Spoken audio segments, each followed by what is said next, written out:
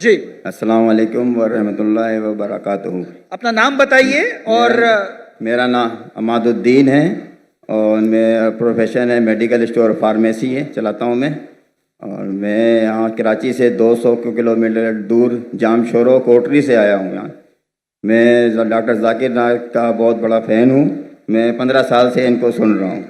जी सवाल बताइए प्लीज। हाँ, सवाल ये है मेरा कि हमारे कुरान की आयत है अल-राशी वल मुर्तशी किलाहुमा फिन नार, रिश्वत देने वाला और रिश्वत देने वाला दोनों जहन्नमी हैं। तो हमारे मुल्क पाकिस्तान में काफ़ी इदारे हैं, मैं इदारे का नाम लेना नहीं चाहता, और हिंदुस्तान में भी होंगे और मवाली मुल्क में भी रिश्वत देते होंगे। तो हमारे मुल्क में यहाँ बहुत एक छोटी सी काम की वजह से रिश्वत देना पड़ जाता है, ना चाहते हुए भी।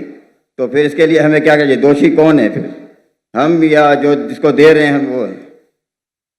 भाई साहब ने कोई कुछ चीज़ अरबी में कही और कहा कुरान में लिखा रिश्वत देने वाला और रिश्वत लेने वाला जहन्नम में। मैं इसी कोई कुरान मजीद की आयत नहीं जानता, हदीस में लिखा हुआ है। कुरान मजीद में जहाँ लिखा है रिश्वत हराम है वो सूरह बकरा है, सूरा नंबर 2 आयत नंबर 188। अल्लाह ताला फरमाते डोंट यूज योर वेल्थ, आप अपनी दौलत का इस्तेमाल मत करो हाकिम जज को अपने जजमेंट से तब्दील करने के लिए ताकि आप दूसरे लोग की दौलत खा सके। Do not use your wealth as a bait for जजेस in order to eat other people's wealth. ये कुरान की आयत है, सूरह बकरा सूरा 2 आयत नंबर 188। ये जो बोले रिश्वत लेने वाला देने वाला नार में है, हदीस है, कुरान की आयत नहीं। जी सॉरी सर। आप समझे ना? जी सर। तो अरबी में आपने क्या बोला मैं समझा नहीं। हदीस में आता है, कुरान में भी रिश्वत हराम है, हदीस में भी आता है, लेकिन ये हदीस में कहा नहीं निकलेगा नार में जाएंगे। ये लिखा है कि आप अपनी दौलत को इस्तेमाल मत करो जज को बेट देने के लिए, रिश्वत देने के लिए, बेट रिश्वत देने के लिए, ताकि आप दूसरे की दौलत हजम कर सके। सूरा बकरा सूरा नंबर 2 आयत नंबर 188 188। आपका सवाल था क्या रिश्वत देने वाला गलत क्या रिश्वत लेने वाला गलत? ये सवाल था आपका। जी सर। दोनों? जी सर। दोनों गलत, लेने वाला भी गलत देने वाला भी गलत। बहुत मजबूरी होता है कि इस वजह से देना पड़ जाता है सर, वरना काम नहीं होता। छोड़ दो काम को।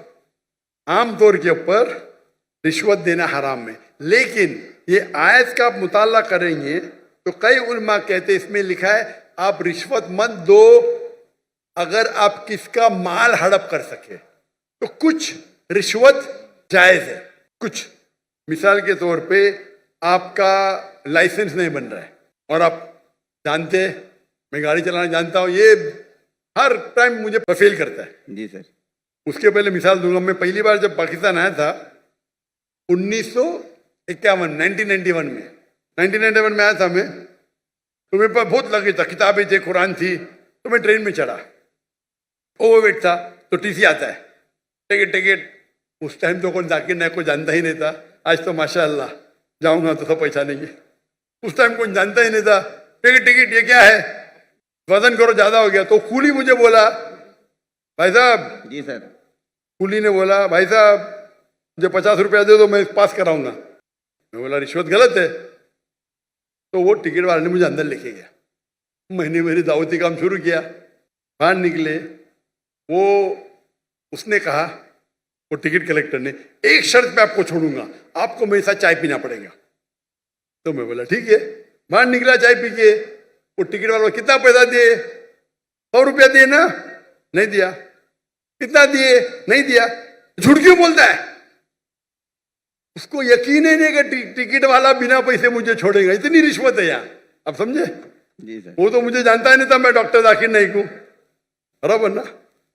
कितना पैसा दिया? नहीं दिया। कितना दिया? बोलो ना साहब। 200 रुपया दिया? नहीं दिया। बोलो ना साहब। झूठ क्यों बोलता है?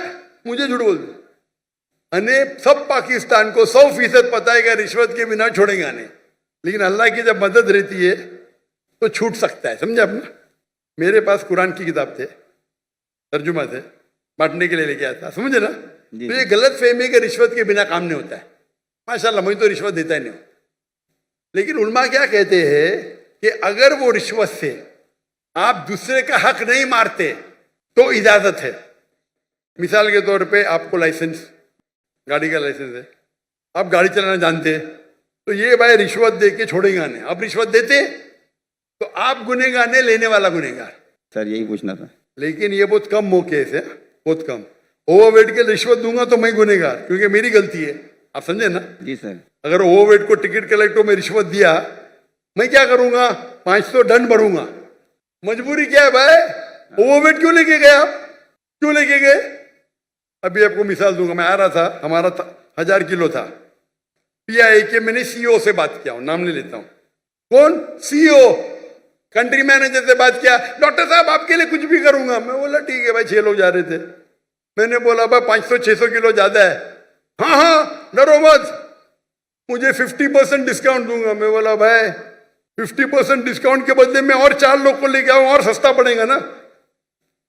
बोला देने का तो फ्री दे, मतलब मत दे। ठुकरा दिया मैंने। पीआई पाकिस्तान एयरलाइन, अरे इंडियन में कोई भी गैर मुस्लिम मुझे देखेगा तो फ्री में छोड़ेगा। ये है इंडिया।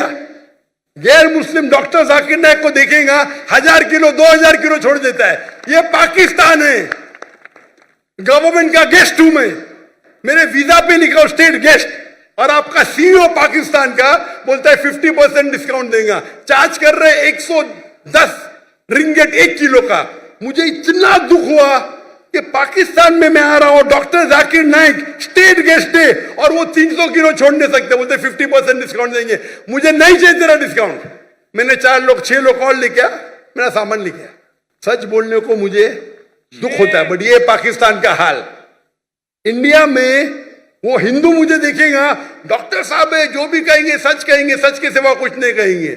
ये इंडिया है। आज के तारीख में भी मोदी गलत है, इंडियन नहीं। इंडिया गलत नहीं है, मोदी गलत है। मोदी आज है, कल नहीं रहेगा। जो इज्जत मुझे इंडिया में मिलती है, पाकिस्तान के लोग चाहते, मुझे ये कहता हूं मैं, चाहते पाकिस्तान के लोग मुझे। नारे तकबीर, अल्लाह, जाकिर नाइक से रिश्ता क्या? ला इलाहा इल्लल्लाह। जब हम दावत करते हैं ना इंडिया में, हिंदू लोग मेरे पांव छूते। मैं बोला भाई गलत है, भाई हराम है। बोलते डॉक्टर जाकिर नाइक की बैग नहीं खोलेंगे हम। इतने जगह में इंडिया से घूमा, 50 लोग को लेके गया, कभी ओवरवेट दिया ही नहीं मैंने। हिंदू लोग बोलते भाई ये तो भाई भगवान का आदमी है, मैनेजर है मैनेजर। यहां तो मैं सीईओ से बात करता है, अरे डॉक्टर साहब मैं आपका फैन हूं। ये हाल है, ये हाल है हमारे देश का। एक स्टेट गेस्ट आ रहा है, शूटिंग करने के लिए सामान लेके आ रहा है। इतनी अफसोस की बात है। पैसा कुछ नहीं है भाई, अफसोस होता है कि ये हाल है हमारे देश का, पाकिस्तान का, जिसको मैं दिल से चाहता हूं। मैं अगर हिंदुस्तान की हिजरत किया वो सिर्फ मोदी की वजह से। जो मजा वहां आता है, और मजमा इससे बड़ा 10-10 लाख, वो 1 लाख बोला, गलत बोला, 10-10 लाख। और उर्दू में बात करने क्यों लगा मैं? मेरे बॉम्बे के पुलिस कमिश्नर बोलते जाकिर भाई, वो जाकिर भाई बोलते एवरीवन लव्स यू, लेकिन मैं आपसे नाराज हूं। मैं क्यों नाराज है भाई? आपका मैसेज आप हिंदी में देना चाहिए, उर्दू में क्यों? आपके चाहने वाले इतने, आप उर्दू में तकरीर करो तो मैं खुश होऊंगा।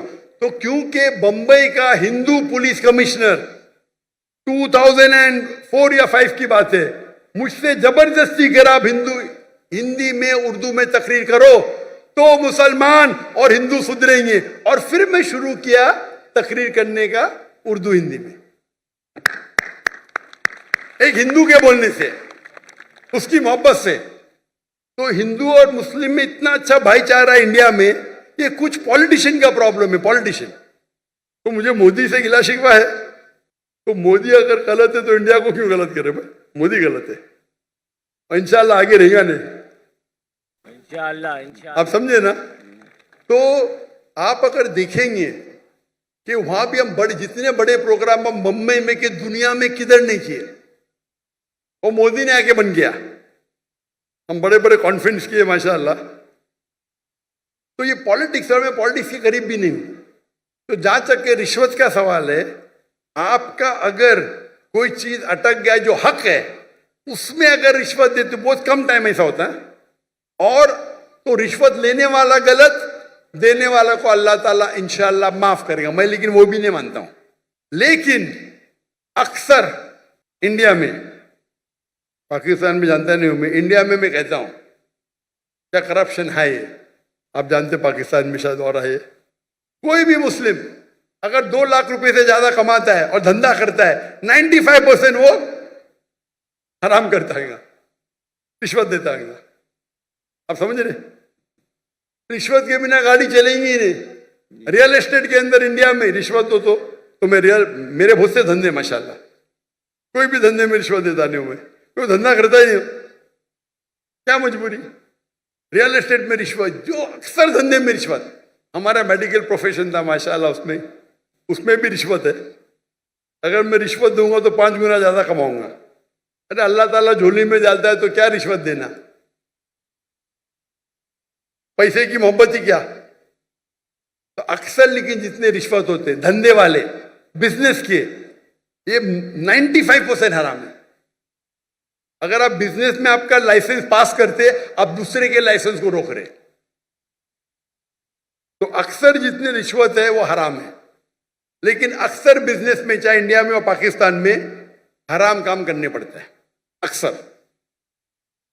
मेरा उसूल क्या है, अगर आप रिश्वत देके कमाते हैं 1 अरब रुपया, पूरा 1 अरब भी आप अगर डोनेशन में देंगे तो भी नेगेटिव में रहेंगे। रिश्वत देने का आपको नेगेटिव 1000 पॉइंट मिला, डोनेशन देने का प्लस 100 पॉइंट मिला, आप नेगेटिव 900 पॉइंट हो गए।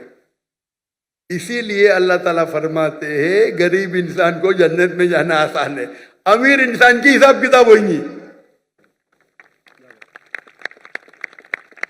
अभी मेरे बिजनेस में पार्टनर अल्लाह ताला, मेजर शेयर उनका है, तो मुझे फर्क ही नहीं पड़ता नुकसान या फायदा। अब समझ रहे, मेरा बिगेस्ट शेयर होल्डर अल्लाह सुब्हानहू ताला है, मुझे तो चैरिटीज देने का है, तो अल्लाह ताला मेरी झोली में जाता, मैं लेक्चर भी करता, अल्लाह ताला यहां से पैसा देता, वहां से पैसा देता। लेकिन दावती काम के लिए बहुत पैसा लगता है, चाहने वाले बहुत है मेरे। लेकिन रिश्वत आमतौर पे देने वाला भी जहन्नम में, लेने वाला भी, अनलेस आप अपने हक के लिए रिश्वत देने में अगर आप किसका हक मारते हो, और अक्सर रिश्वत में हक मारते हो। मिसाल के तौर पे आप टेंडर दिए, टेंडर में कोई आपका क्लर्क आपको टेंडर के लिए, टेंडर का मैं अमाउंट बोलूंगा, आपको पैसा देता है, ये हराम है। या आपका लाइसेंस अटक गया, लाइसेंस पास करने के लिए आप कोई मिनिस्टर को पैसा देते हैं, हराम है। तो इसमें दोनों गलत, देने वाला लेने वाला। तो अक्सर रिश्वत में दोनों गलत होते, देने वाला लेना। चंद ऐसे किस्से है या वाकये है जिसके अंदर आप अपने हक के लिए लड़ रहे, आपको ड्राइविंग आती है, जानबूझ के आपको फेल कर रहा है, जब तक मैं पैसा नहीं दूंगा ये पास नहीं करेगा, उस टाइम आप कुछ पैसे देते हैं तो इंशाअल्लाह अल्लाह आपको माफ करेगा, लेकिन लेने वाले को हराम है। लेकिन आमतौर पे रिश्वत देना लेना दोनों हराम है। Hope the answer the question.